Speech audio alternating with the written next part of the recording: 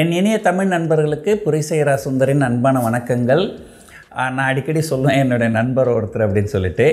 எனக்கு 2-3 நண்பர்கள் இருக்கிறாங்க. அதில் ஒரு நண்பர் தான் மிஸ்டர் ஷரத்து. கொஞ்சம் வணக்கம் சொல்லுங்கள் எல்லாருக்கும். இதுக்கு மேலே தமிழ் வீடியோலாம் நான் தனியாகவே பேசினிருந்தேன். கொஞ்சம் போர் அடிச்சுது. சரி, கொஞ்சம் இன்ட்ராக்டிவாக இருக்கட்டும் அப்படின்னு சொல்லிட்டு இப்போ இதுலேருந்து நம்முடைய நண்பரோடு சேர்ந்து பண்ணலாம் அப்படின்னு முடிவு பண்ணியிருக்கிறேன். ஸோ இந்த வீடியோ பற்றி உங்களுக்கு எதாவது கமெண்ட் இருந்ததுன்னா, நல்ல கமெண்ட் இருந்தால் கமெண்ட் செக்ஷனில் பதில் போடுங்க, கெட்டதாக இருந்தால் எதுவும் போடாதீங்க. ஸோ இப்போ நம்ம மெயினாக டாப்பிக்கு போயிடுவோம். Good morning sir. ஸோ ரீசெண்டாக நடந்து முடிந்த பட்ஜெட்டில் பார்த்திங்கன்னா ரியல் எஸ்டேட்டை பற்றி வந்த செய்திகள் பெரும் பேசு பொருளாச்சு. அதை பற்றி உங்களுடைய கருத்து என்ன? இப்போது இந்த பட்ஜெட்டில் பார்த்திங்கன்னா நிறைய விஷயங்கள் ரேஷனலைசேஷன் பண்ணுறேன் அப்படின்ற அடிப்படையில் நிறைய விஷயங்களை மாற்றி இருக்கிறாங்க. Long term capital gain tax share மார்க்கெட்டில் 10லேருந்து 12% ஆக்கியிருக்கிறாங்க. Short term capital gain tax 15லேருந்து 20% ஆக்கியிருக்கிறாங்க. அதே நேரத்தில் மற்ற அசட் கிளாஸ் கோல்டு, சில்வரு அல்லது ரியல் எஸ்டேட்டு இதுக்கெல்லாம் long term capital gain tax முன்னாடி 20 இருந்தது, இப்போ 12 ஆக்கிட்டு இப்போ என்ன சொல்கிறாங்க, நாங்கள் எல்லாத்துக்கும் ஒரு யூனிஃபார்ம் டேக்ஸேஷன் வச்சுருக்கிறோம் 12.5% அப்படின்னு சொல்கிறாங்க.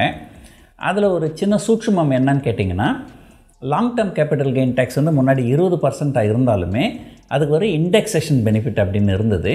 இப்போ புதுசாக வந்ததில் அந்த இண்டெக்ஸேஷன் பெனிஃபிட் அப்படிங்கிறத அவங்க எடுத்து விட்டுட்டாங்க. ஸோ அரசாங்கம் சொல்கிறது என்னென்னா, ஒரு யூனிஃபார்ம் டேக்ஸேஷனை நோக்கி நாங்கள் போகிறோம் அப்படின்ற பற்றி தான் அவங்க சொல்கிறாங்க. ஸோ இப்போது எல்லா அசட் கிளாஸுக்குமே ஒரு யூனிஃபார்ம் டேக்ஸு 12.5%. ஆனால் என்னுடைய கணிப்பு என்னென்னா, இது பெருசாக எதிர்ப்பு எதுவும் இல்லைன்னா இந்த 12.5% அடுத்த சில ஆண்டுகளில் 15%, 20% கொண்டு ஒரு கிட்டத்தட்ட ஒரு 30% அப்படி இதில் நிறுத்திடுவாங்க அப்படின்றது தான் என்னுடைய கணிப்பு. பார்ப்போம் என்னுடைய கணிப்பு அடுத்த சில வருஷங்களில் சரியாக போதா இல்லையான்னுட்டு. இந்த பட்ஜெட் நடந்து முடிஞ்சதுக்கப்புறம் நிறைய எதிர்ப்பு வந்தது ரியல் எஸ்டேட் டாக்ஸேஷனை பற்றிங்க சார்.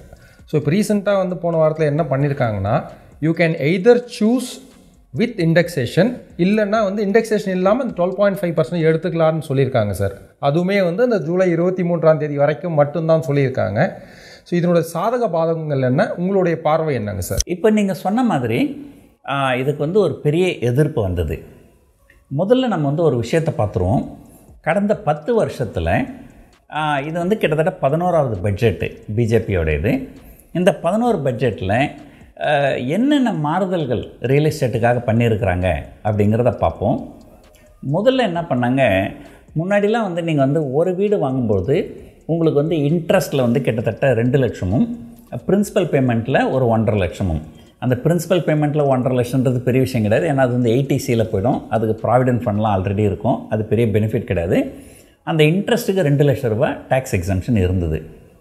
அதே நீங்கள் 2வது வீடு 3வது வீடு வாங்கினீங்கனால் என்ன பண்ணுவாங்க, 2வது வீடு வாங்கினீங்கனால் அதுக்கு நீங்கள் எவ்வளோ இன்ட்ரெஸ்ட் பே பண்ணுறீங்களோ அவ்வளோத்துக்கு நீங்கள் டேக்ஸ் கிளைம் பண்ணிக்க முடியும். அஃப்கோர்ஸ் 2வது வீட்டுக்கு நீங்கள் ரெண்டல் இன்கம்க்கு நீங்கள் டேக்ஸ் பே பண்ணணும். பொதுவாக இந்தியாவில் பார்த்தீங்கன்னா, ஒரு வீடு வாங்குறீங்க, ஒரு பேங்க்கில் போய் லோன் வாங்கினீங்கன்னா இப்போ கிட்டத்தட்ட ஒரு 9% இருக்கும் ஒரு வருஷத்துக்கு இன்ட்ரெஸ்ட்டு. ஆனால் ரெண்டல் ஈல்டு பார்த்திங்கன்னா ஒரு 2% தான் இருக்கும். 2.5% தான் மேக்ஸிமம் இருக்கும். அதுலேயே ஒரு 30% மெயின்டெனன்ஸு கை செய்யிங்கன்னா நீங்கள் ரெண்டல் இன்கம் காமிக்கிறது லெஸ் தென் 2% தான் இருக்கும். ஸோ 9% இன்கம் டேக்ஸ் பே பண்ணோன்னா 2% இன்கம் டேக்ஸ் பே பண்ணுவோம். அப்படி பார்த்திங்கன்னா உங்களுக்கு கிட்டத்தட்ட 7%க்கு டேக்ஸ் சேவ் ஆகும். ஒரு பட்ஜெட்டில் என்ன பண்ணாங்க இவங்க, 2வது 3வது வீட்டுக்கெலாம் இன்ட்ரெஸ்ட்டுக்கு டேக்ஸ் எக்ஸம்ஷன் கிடையாது. நீங்கள் எத்தனை வீடு வாங்கினாலுமே ஒரு வீட்டுக்கு 2 லட்ச ரூபா தான் அதிகபட்ச டேக்ஸ் எக்ஸம்ஷன் அப்படின்னு கொண்டு வந்தாங்க. அது முதல் மாறுதல் பிஜேபியில் பண்ணுது. அதுக்கப்புறம் அடுத்த சில பட்ஜெட்டில் என்ன பண்ணிட்டாங்க, இல்லை நீங்கள் எல்லா வீட்டுக்குமே 2 லட்சம்லாம் கொடுக்க முடியாது. உங்கள் வாழ்க்கையில் ஒரு தடவை ஒரே ஒரு வீட்டுக்கு மட்டும்தான் அந்த 2 லட்சம் நீங்கள் டேக்ஸ் எக்ஸம்ஷன் கிளைம் பண்ண முடியும், நீங்கள் எத்தனை வீடு வச்சுருந்தாலுமே அப்படின்னு சொல்லிட்டாங்க. அப்போது இந்த 2வது வீடு 3வது வீடு வாங்குறவங்களுக்கு சுத்தமாக இன்சென்டிவ் போயிடுச்சு. ஏன்னு சொன்னால், நீங்கள் 9% இன்ட்ரெஸ்ட் பே பண்ணுறீங்க, அதுக்கும் டேக்ஸ் கிளைம் பண்ண முடியாது. ஆனால் ரெண்டல் இன்கம் மட்டும் நீங்கள் கணக்காமிச்சு அதுக்கு நீங்கள் ஃபுல்லாக டேக்ஸ் பே பண்ணணும். இது அவங்க கொண்டு வந்த 2வது மாறுதல். அதுக்கப்புறம் சில ஆண்டுகள் கழிச்சு 3வது மாறுதல் என்ன கொண்டு வந்தாங்கன்னா, நீங்கள் ஒரு இடத்துல வீட்டை விற்றுட்டு இன்னொரு இடத்துல வீடு வாங்கினீங்கனால், ஒரு இடத்துல சொத்தை விற்றுட்டு இன்னொரு இடத்துல சொத்து வாங்கினீங்கனால் அதுக்கு டேக்ஸ் பே பண்ண வேண்டாம் அப்படின்னு இருந்தது. ஆனால் பிஜேபி அரசாங்கம் அதுக்கு ஒரு கேப்பு கொண்டு வந்துட்டாங்க. அதாவது நீங்கள் ஒரு இடத்துல ஒரு சொத்தை விற்றுட்டு ஒரு 50 கோடிக்கு விற்கிறீங்க அப்படின்னா, இன்னொரு இடத்துல 50 கோடிக்கு வாங்குறீங்கன்னா முன்னாடி டேக்ஸ் பே பண்ணுவோன்னா, இப்போது நீங்கள் புதுசாக வாங்குகிற ப்ராப்பர்ட்டி 10 கோடிக்கு மேலே போகக்கூடாது. 10 கோடிக்கு மேலே போச்சுன்னா நீங்கள் கண்டிப்பாக வந்து 10 கோடிக்கு தான் டேக்ஸ் எக்ஸம்ஷன், மீதிக்கு நீங்கள் டேக்ஸ் பே பண்ணணும்னு சொன்னாங்க. இது 3வது. இப்போது இந்த பட்ஜெட்டில் 4வதாக இந்த இண்டெக்ஸேஷன் பெனிஃபிட் எடுத்து விட்டுட்டாங்க. இப்போது முதல் கேள்வி, கடந்த 3 முறையும் பொதுமக்கள் யாரும் வந்து அதிருப்தி தெரிவிக்கலை. ஏன்னு சொன்னால் 2வது வீடு 3வது வீடு வாங்குறவங்க 10 கோடிக்கு மேலே ஒரு இடத்துல விற்றுட்டு வாங்குறவங்களுக்கு மட்டும்தான் அது பாதிப்பு ஏற்படுத்துச்சு. அது வந்து சாதாரண மக்களை பாதிக்கலை. ஆனால் இந்த தடவை கொண்டு வந்த விஷயம் என்னன்னு சொன்னீங்கன்னா, சாதாரண மக்களையும் பாதிக்குது. ஏன்னா எல்லாரையுமே டேக்ஸ் பே பண்ண சொல்கிறாங்க. இப்போது இந்த எதிர்ப்பு வந்ததுனால இப்போ ஒரு ஆப்ஷன் கொடுத்துருக்குறாங்க. நீங்கள் வந்து 12.5% without indexation and 20% with indexation அப்படின்னு சொல்லிட்டு. ஆனால் இது வந்து ஏற்கனவே வீடு வாங்கினவங்களுக்கு தான் பொருந்தும். எதிர்காலத்தில் வீடு வாங்குறவங்களுக்கு இது பொருந்தாது. நீங்கள் 12.5% வித்தவுட் இண்டெக்ஸேஷன் பே பண்ணி தான் ஆகணும். இப்போது நீங்கள் ஒரு சொத்து வாங்குறீங்க, ஒரு குறுகிய காலத்தில் மிகப்பெரிய அளவில் அது அப்ரிசியேஷன் ஆகிடுச்சினால், அப்போ வந்து இண்டெக்ஸேஷன் பெனிஃபிட் இல்லாமல் 12.5% பே பண்ணுறது லாபகரமாக இருக்கும். அதே பெருசாக அப்ரிசியேஷன் இல்லை அப்படின்னு சொன்னாக்கா, ஒரு இன்ஃப்ளேஷன் எந்த அளவு இருக்குதோ அந்த அளவுக்கு தான் அப்ரிசியேஷன் இருக்குது அப்படின்னு சொன்னால், அப்போது நீங்கள் இண்டெக்ஸேஷன் பெனிஃபிட் எடுக்கும்போது அவங்க இன்ஃப்ளேஷனை ஃபேக்டரின் பண்ணி சொல்லுவாங்க, அதில் டேக்ஸே வராது. ஆனால் இப்போ நீங்கள் கம்பல்சரி 12.5% டேக்ஸை பே பண்ணணும். இப்போது என்னுடைய கேள்வி என்ன அப்படின்னால்,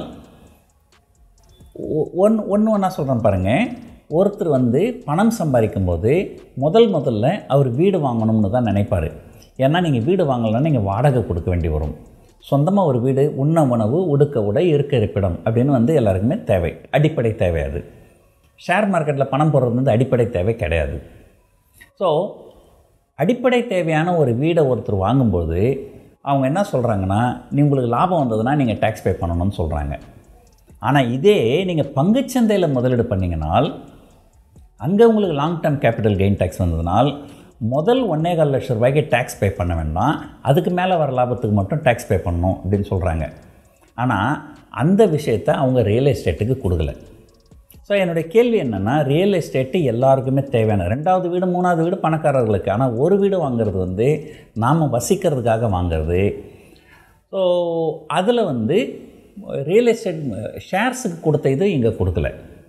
இன்னும் கேட்டிங்கன்னா, ஷேர்ஸ் வந்து ஒரு உதாரணத்துக்கு சொல்கிறேன். என்கிட்ட நிறைய ஷேர் இருக்குன்னா, இந்த வருஷம் ஒரு 1.25 லட்சம் ரூபாய்க்கு விற்றுக்கிறேன், லாபத்துக்கு விற்றுக்கிறேன். அடுத்த வருஷம் 1.25 லட்சம் ரூபாய் லாபத்துக்கு விற்றுக்கிறேன். இப்படி வருஷம் 1.25 லட்சம் ரூபாய் ப்ராஃபிட்டுக்கு நான் விற்றால் ஒரு 10 வருஷத்தில் ஒரு கிட்டத்தட்ட 10 லட்சத்துக்கு மேலே 12,50,000 வரைக்கும் நான் டேக்ஸ் பே பண்ணாமல் என்னால் சம்பாதிக்க முடியும். ஆனால் நீங்கள் ஒரு வீடு வச்சுருந்தால் இந்த வருஷம் பெட்ரூமை விற்றுக்கலாம், அடுத்த வருஷம் கிச்சனை விற்றுக்கலாம், அடுத்த வருஷம் பாத்ரூம் விற்றுக்கலாம்லாம் பண்ண முடியாது. நீங்கள் ஒட்டு மொத்தமாக தான் விற்கணும்.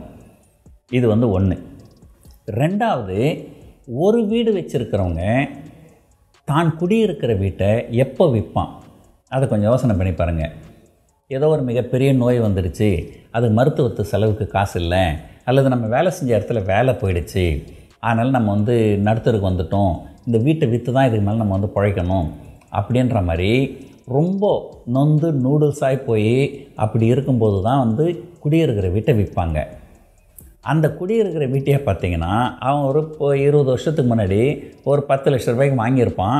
இன்றைக்கி வரைக்கும் ஒரு 20 லட்ச ரூபாய் வட்டி கட்டியிருப்பான். மொத்தமாக அவன் கையை விட்டு 30 லட்ச ரூபாய் காசை கொடுத்துருப்பான். இப்போ அதை 15 லட்சத்துக்கு விற்றாலே, நீ 10 லட்சத்துக்கு வாங்கினே இப்போ 15 லட்சத்துக்கு விற்கிற, நீ அந்த 5 லட்சத்துக்கு டேக்ஸ் கட்டு அப்படின்னு சொல்கிறாங்க. இது வந்து எந்த வகையில் நியாயம்? ஸோ கண்டிப்பாக என்ன கேட்டிங்கனால், இந்த பட்ஜெட்டில் இவங்க இந்த ரியல் எஸ்டேட்டுக்கு பண்ணியிருக்கிறது கண்டிப்பாக அநியாயம் அப்படின்னு தான் சொல்லுவேன். இவங்க என்ன பண்ணணும்னு என்ன கேட்டிங்கனால், ஒன்று இந்த ஷேர் மார்க்கெட்டில் 1.25 லட்ச ரூபாய்க்கு எக்ஸம்ஷன் கொடுத்த மாதிரி இங்கே வந்து ஒரு வீடு வச்சுருக்கிறவங்க அந்த ஒரு வீடு விற்கும்போது கேபிட்டல் கெயின் டேக்ஸ் பே பண்ண வேண்டாம். 2வது வீடு 3வது வீடு வச்சுக்கிறவங்களுக்கு நீங்கள் 12 25-30% கூட டேக்ஸ் வாங்கிக்கோங்க, அதை பற்றி யாரும் கேட்க போகிறது கிடையாது. ஆனால் ஒரு வீடு வச்சுக்கிறவங்க கிட்ட டேக்ஸ் வாங்கக்கூடாது. இல்லை அப்படியே நீங்கள் வாங்கி தான் ஆகணும், அரசாங்கத்துக்கு வருமானம் வேணும் அப்படின்னு நினச்சிங்கன்னா ஒரு குறைஞ்சபட்சம் ஒரு 10 லட்சமோ ஒரு 20 லட்சமோ ஃபஸ்ட்டு 10 லட்சம் ப்ராஃபிட்டுக்கு நீங்கள் டேக்ஸ் பே பண்ண வேணாம். அதுக்கு மேலே வர ப்ராஃபிட்டுக்கு நீங்கள் வந்து டேக்ஸ் பே பண்ணணும். எப்படி பங்குச்சந்தையில் 1.25 லட்சம் வச்சுருக்கீங்களோ அந்த மாதிரி இங்கே வந்து ஒரு 10 லட்சமோ 20 லட்சமோ வைக்கலாம். ஸோ இதுதான் என்னுடைய கருத்து.